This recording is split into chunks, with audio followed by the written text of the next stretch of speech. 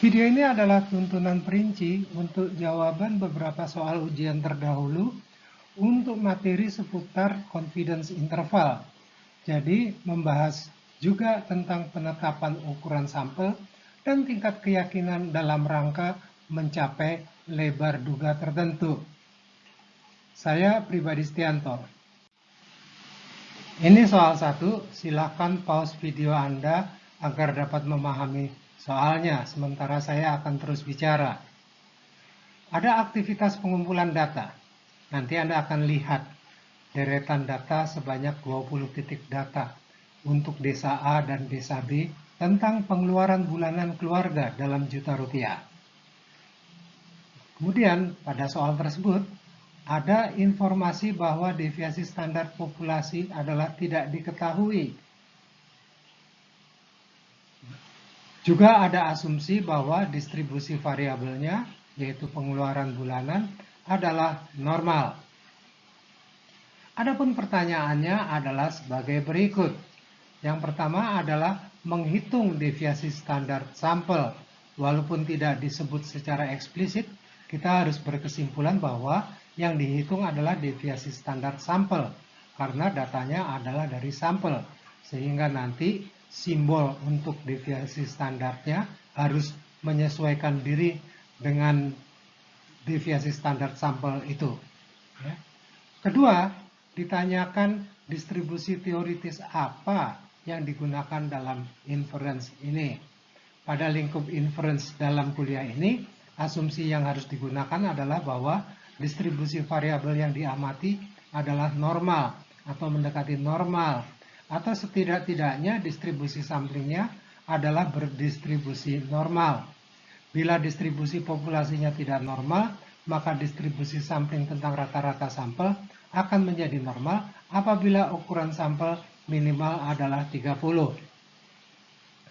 Pertanyaan ketiga, membuat confidence interval rata-rata pengeluaran rumah tangga di desa A pada 5% dan pada 1%. Untuk kasus ini, Excel menyediakan jawabannya, sehingga nanti akan ditunjukkan cara manual dan cara memanfaatkan Excel. Pertanyaan keempat tentang dampak penambahan sampel terhadap lebar duga.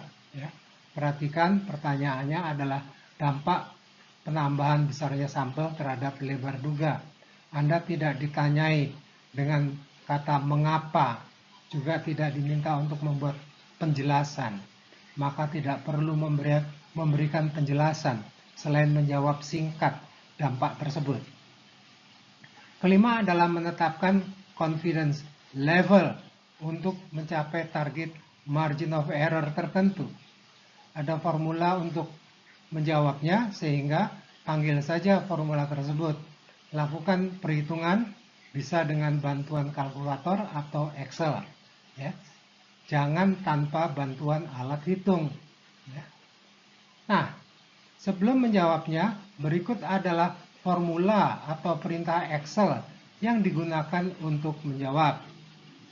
Pertanyaan A bisa digunakan perintah Excel yang demikian ini. Memanggil fungsi untuk deviasi standar sampel untuk rentang data yang diinginkan. Misalnya dari A2 sampai dengan A21. Pertanyaan C bisa dengan formula yang demikian. Perhatikan cara menuliskannya.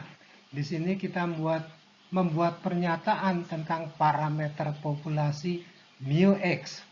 Nah, jadi karena ini adalah pernyataan, maka itu dituliskannya dengan mu X diikuti dengan titik 2. Mu X adalah gitu. Kita akan membacanya. Mu X adalah X bar plus minus margin of error. Selanjutnya, isikan nilai-nilai yang diperlukan pada formulanya. Secara alternatif, confidence interval tentang rata-rata populasi bisa diperoleh Excel melalui perintah descriptive statistics. Untuk pertanyaan D, yang yang akan menggunakan formula ini, ya, dengan nilai Z alfa per 2 adalah demikian ini. Sehingga nanti kita perlu menghitung terlebih dahulu berapakah nilai Z alfa per 2, baru kemudian carilah probabilitas dalam rentang di atas, ya, untuk nilai 1 minus alfa yang dibutuhkan itu. Baik, mari kita jawab. Maaf, sebelumnya ini adalah data yang digunakan. Untuk tadi adalah harus menghitung deviasi standar baik pengeluaran desa A maupun desa B, dan untuk desa A kita akan harus menggunakan data tersebut melakukan confidence interval, ya. Baik, kita teruskan.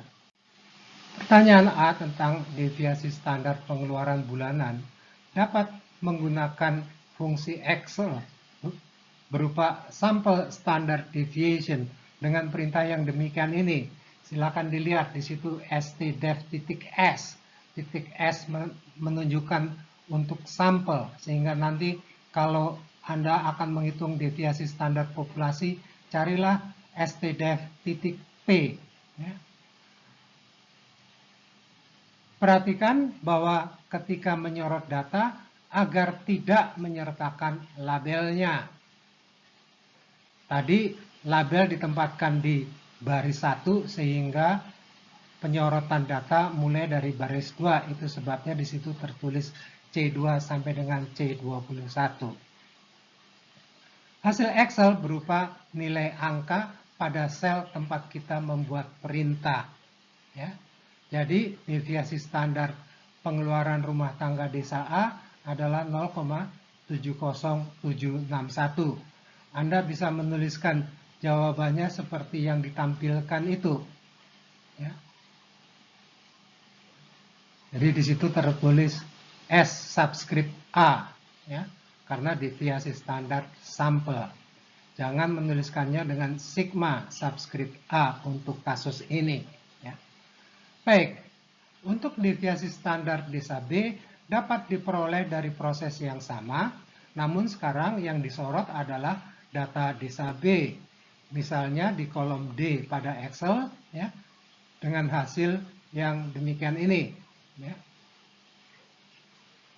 Nah, secara alternatif dapat dilakukan melalui fasilitas data analysis dengan memanggilnya secara demikian ini, ya, yang prosesnya akan berujung pada tampilan hasil yang sebagian darinya adalah seperti ini. Ya, itu hanya sebagian untuk menghemat tempat. Beberapa barisnya telah dihapus. Nilai deviasi standar sampel hasilnya dapat diperiksa untuk desa A adalah 0,707616 seperti hasil perhitungan sebelumnya. Cara ini lebih dari sekedar memberikan deviasi standar, namun juga standard error atau deviasi standar distribusi sampling tentang rata-rata sampelnya yang dibutuhkan dalam rangka penyusunan confidence interval. Nilai standard error itu dapat dilihat pada baris kedua di bawah baris rata-rata sampel. Baik, sementara itu untuk pertanyaan B, yaitu tentang distribusi teoritis apa, ya. Berhubung ukuran sampelnya hanya 20, maka mutlak bahwa distribusi pengeluaran bulanan rumah tangga harus normal agar kita bisa menggunakan formula inference yang kita pelajari, ya. Untuk pertanyaan C tentang confidence interval rata-rata populasi, maaf, kita akan menggunakan informasi yang disediakan oleh Excel sebagaimana diungkapkan barusan. Berdasarkan formula yang disampaikan tadi dengan tingkat keyakinan 0,95, sehingga nilai T yang relevan adalah 2,0930. Maka dapat diperoleh hasil dugaannya adalah yang demikian ini. Jadi rata-rata pengeluaran bulanan desa A adalah 2,2345 plus minus 0,331175. Ya. Nilai standar error yang sebesar 0,158228 diperoleh dari hasil hitung oleh Excel sebagaimana yang disajikan pada baris kedua. Sedangkan untuk yang menggunakan tingkat keyakinan 0,99 menjadi seperti ini. Ya. Jadi pada tingkat keyakinan 0,99 rata-rata pengeluaran desa A adalah 2,2345 plus minus 0,452679. Baik, kita lanjutkan untuk pertanyaan D. Maaf, kita masih di nomor C, ya.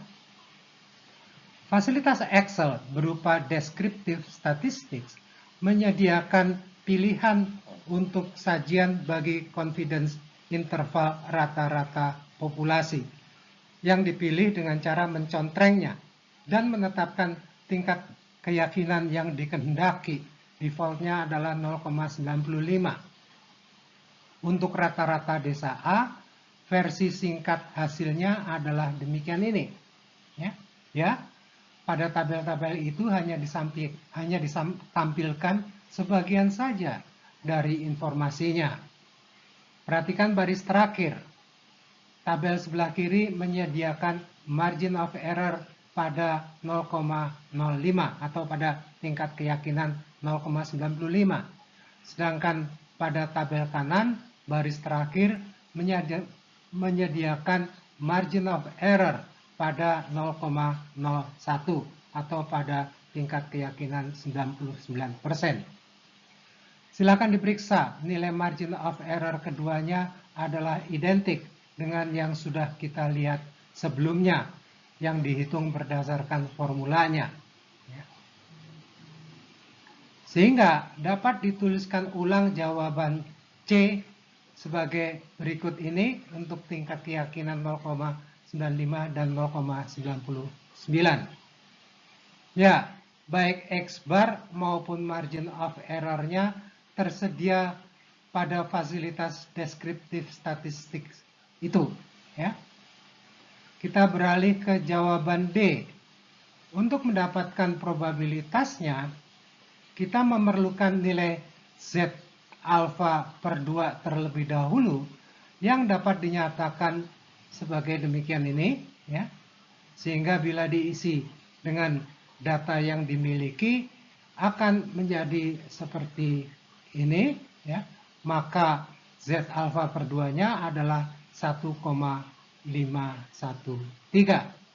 Sehingga 1 minus alfa adalah probabilitas Z antara minus 1,5126 dan plus 1,5126. Ya. Sehingga tingkat keyakinannya adalah 0,8696. Kita lanjutkan dengan soal 2.